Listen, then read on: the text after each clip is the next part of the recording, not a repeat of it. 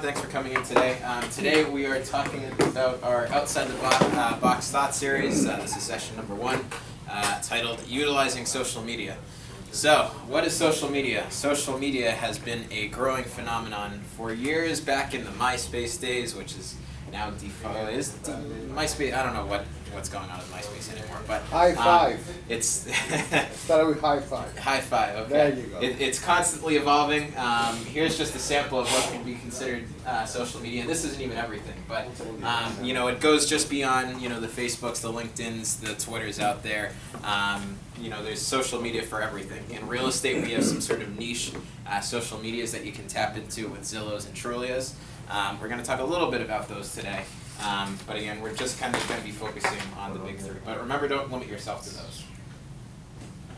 So there's an expression out there that culture can eat strategy for breakfast. Well, today, technology can eat you for breakfast. So, but look at it as an opportunity and not a threat. It's just, with technology, you simply just got to be up to date with it, understand the changes going on, both virtually and with gadgets in your everyday world. Nowadays, there's an app for just about everything. I was just talking with our partner over here the other day about getting a cell phone app where you can convert business card text into an actual contact in Outlook or an Excel file. So that really, guys, just stay on top of technology. Keep it in mind. If you do fall behind, though, technology may eat you for breakfast. So sticking with social media, though, remember Generation Y, my generation. Our generation is constantly utilizing social media, and it's an increasing phenomenon. To give you an idea, back in 2013, 80% of Generation Y was logging into social media on a daily basis. So now in 2016, I would say that statistics probably 80% logs into social media every hour, and just about 99% of us use social media. So again, it's an opportunity. It's a way to tack into this large home buyer group, as well as post whatever you're doing within your business to the public here. So very important. A couple of rules of thumb when you're going into social media. Use the 80-20 rule. Now, what the 80-20 rule is basically don't limit yourself. If you're going to create a big Facebook profile page, don't limit yourself just to your business. Throw some fun things in there as well. Basically, 80% of your content should be personal, should be fun, should be links to economic activity or something like that, whereas 20% should be about you, should be about your listings, posting, things like that. So again, while it's important for people to know what you're doing, you don't want to bombard them with boring stuff, basically, all right?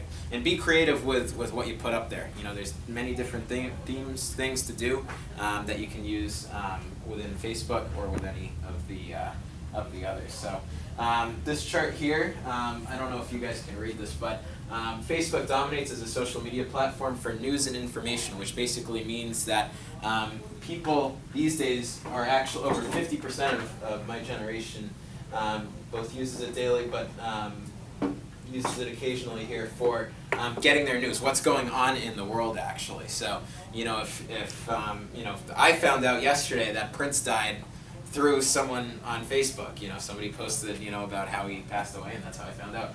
We also have YouTube, Instagram, Twitter, Pinterest, Reddit, and Tumblr all the way at the end, other forms of social media. So let's start out with the Goliath of social media out there, Facebook. I know everyone, I'm sure, probably knows Facebook. I'm sure most of you are probably on Facebook.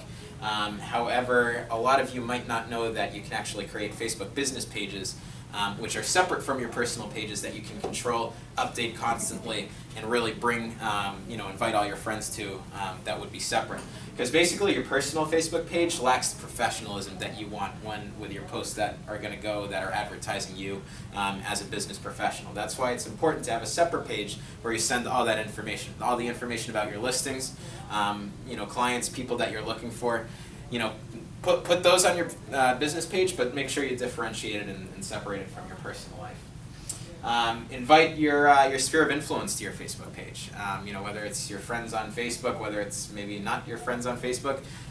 You know, you can certainly bring them in and you know, utilize their network. Ask them to invite their friends as well. So as you know, a former MBA, we have a lot of business opportunities swirling around, and you know, if I ever hear of an opportunity that one of my colleagues is starting, I always, you know, share that opportunity to try to bring in additional people, capitalize my network, and ultimately kind of trend things going virally. You can also advertise too, by the way, to bring people to your Facebook page. Obviously, advertising costs a little bit of money, but it allows people to click on a link that's posted on their wall, not their wall, on their news feed, which can then take you over there. Create a theme that provides value. It's unique and is meaningful to your target audience. There's a couple pages that we're going to be talking about here in a second that I know of that I used when I was an active realtor as well, that you can think of. Again, it's all about, you know, a little bit of creativity, but also providing that unique experience to your viewers. And ultimately, by the way, you know, you can use, like I said, you can use your Facebook page to market your listings, market your buyers as well, what they're interested in. So this was a Facebook page or a screenshot of my Facebook page that I operated up in Boston.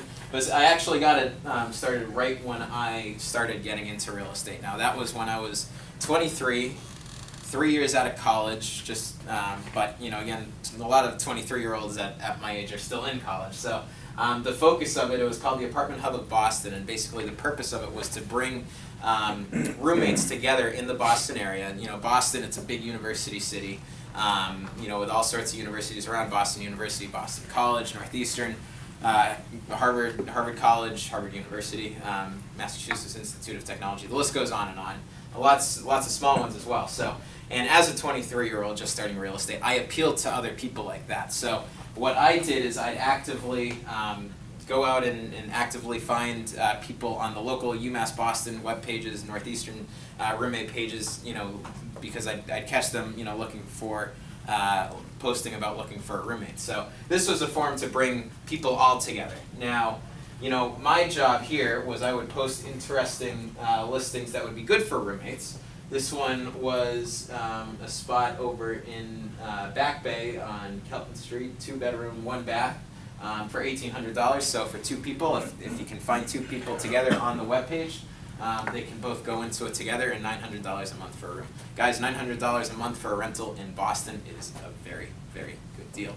But over here too, your visitor post. This is, you know, this was an opportunity for people to, you know, who you invited to the page to actually post about what they're looking for in a roommate, what school they go to, etc. And you'll see here, people actually utilize this, and I was able to, you know, generate some business through this. Here's another example. This is a good friend of mine's webpage up in Massachusetts, Laura McCourt. She's actually now with Berkshire Hathaway, but her whole property, and I'll get on my my news feed, you know, some information here and there about famous celebrities selling their homes. You know, big, you know, $20 million properties that, you know, everybody wants to hear about. You know, when you see a big property, people get excited, obviously. You know, also interesting, you know, architecture and properties that have unique features. This one down here happens to have an amusement park. This one up here, I think, is in the Maldives, and basically houses on water is my kind of dream home until the typhoons and monsoons and hurricanes come and hit. So again, what Laura does, Laura does a great job with this, utilizing the 80-20 rule. So most of her postings are about this, but she will sneak in a listing for, you know, a $300,000 home out in Leominster, Mass, every, you know, here and there, and you know, she'll get activity. She'll post her open houses through it. So she does a very good job with this page as well. So that's it for Facebook. Now let's talk a little bit about Twitter. Twitter is a very unique social media in that it actually restricts the information that you can put out there. While Facebook, you can write novels pretty much and create a post out of it. Twitter, you only have 140 characters to ultimately get whatever it is that you want to say out there. It's purposeful because, you know, it's concise, it's quick to read, and it's definitely gaining popularity. But it is because of the limitations. There's obviously some things that you can and can't do with it. Hashtag everything. Hashtag everything, I should say. Hashtags are basically ways for people to find out that who you are. If you're all about hashtagging hashtag Miami Lakes Realty, you might draw some people who are looking in the Miami Lakes audience, who are looking for homes to ultimately come over to your page, recognize you as a very professional realtor who does a lot of work in this area, and ultimately hopefully convert them into some business traffic. You can also follow people with Twitter, so you can follow real estate professionals out there, organizations, clients even potentially, that will basically link your Twitter page to basically these influential people in the market here.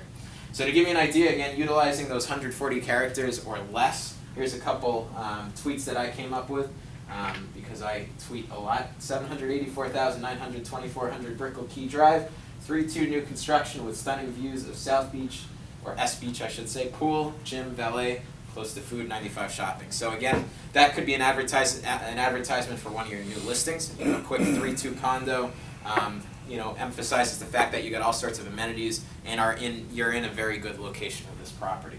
Somebody might see that and say, hey, okay, well that looks cool. Maybe I'll check out that listing and maybe even swing by an open house on the weekend. Again, another way to utilize to market your properties and ultimately get them public. Another example of a potential listing here, Investor Dream, 94,000. This is where we kind of get into some of the numbers for your investors. 170,000 ARV, which essentially stands for after repair value. That's after all the work's been done, what the expected selling price is. After 30K of repairs, no brainer, 4-2 in Miami Gardens, hashtag fire damage.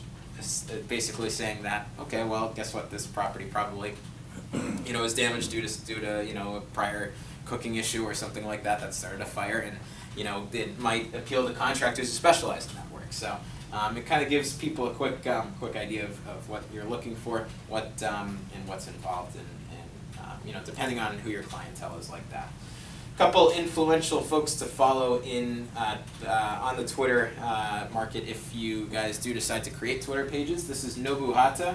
He is the Director of Membership Engagement for the National Association of Realtors. I think he's based in Chicago. This is maybe a bad example because you can't really see the whole page, and this isn't really what he usually focuses on. But what he posts a lot of is sort of new business ideas, some real estate statistics that you can then, your clients would then see and kind of get a better idea of what's going on in the real estate market. Another person to follow is Candace Taylor, who is a journalist for the Wall Street Journal. She has a total of 1,700 tweets and about 5,000 followers right now.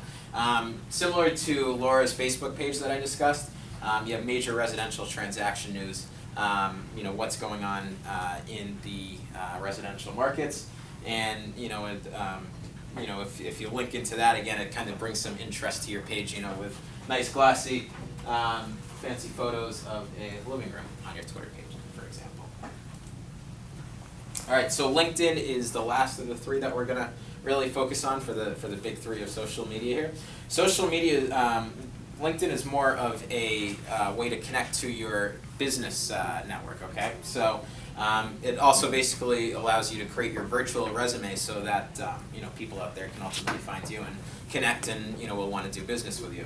Now, whether you like it or not, your clients are very likely to connect with you. They're probably more likely to connect on LinkedIn than Facebook. Although if your client does find you on Facebook and decides to friend you, don't be scared. You guys are all friendly people, and you're in an industry where this is a little bit more socially acceptable than, say, friending your boss at a big Wall Street investment firm.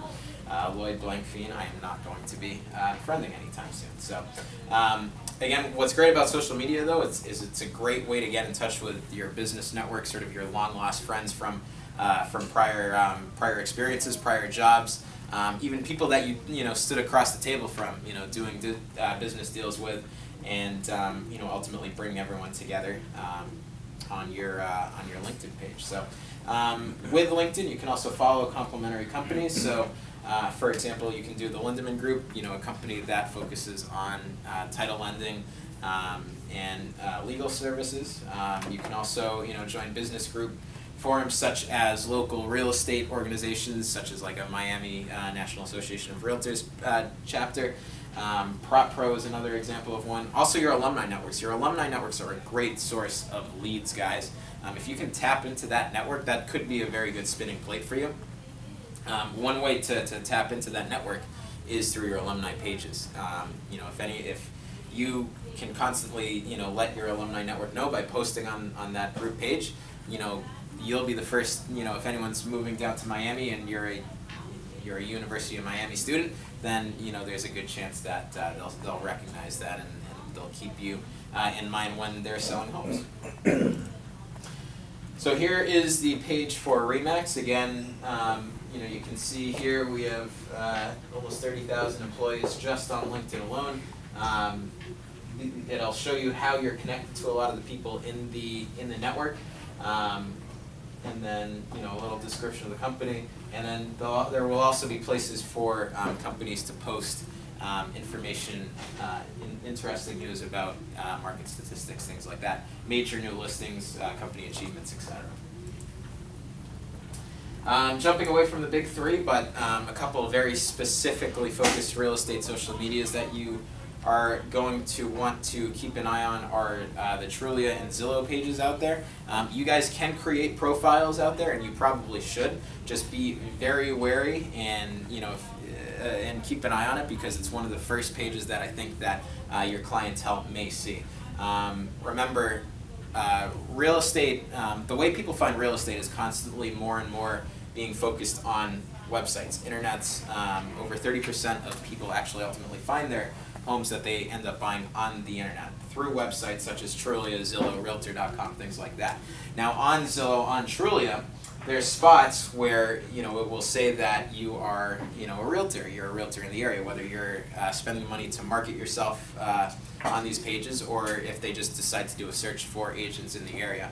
The more recommendations you have, the more homes that you sell on these pages will ultimately rank you higher in the rankings, and you'll be one of the first to show up. Also, if you give them money, you'll also be sort of given a featured title, as you're going to see here. So this is the Zillow Agent Finder. You can see Mr. Perez here and Ms. Fernandez A1. These guys probably spend money to be right up here on the top. But also notice their review counts. You know, we're looking at 5-star reviews. You know, if you ever have a negative review, you know, that's going to drastically affect. And, you know, with websites like these, most people do have 4 or 5 stars. So, you know, you're going to want to try to correct that, address that, do whatever it takes to, you know, overcome that situation. And you know, it's not, again, it's not, that's a lesson not just with Zillow or Trulia. You know, always be checking Google. Always Google your name every, you know, couple of weeks. Make sure that, you know, there isn't any negative press on you, or else you should probably try to do your best to adjust it. Anyway, back to this though.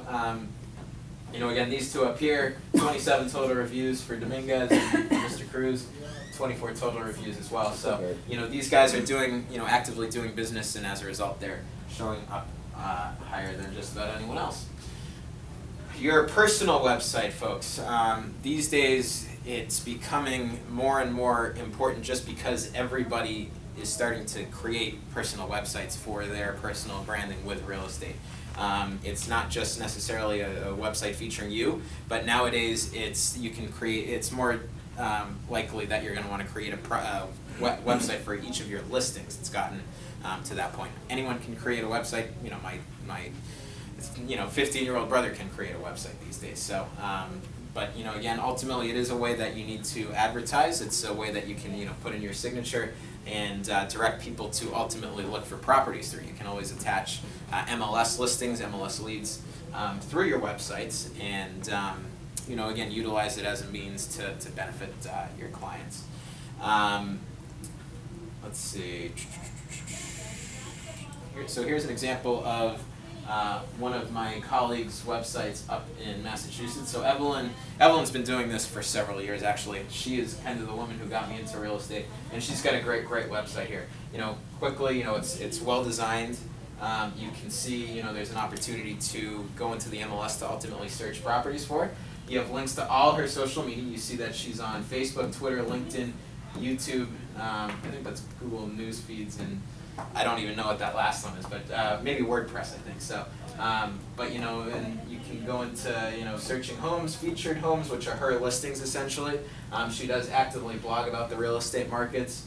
And of course, you know, important contact me feature at the end there. So, you know, try to build a website, you know, and be able to feature your homes on it. But again, it's becoming standard these days for it to ultimately have one. So if you don't have one yet, think about adding it to your strategy.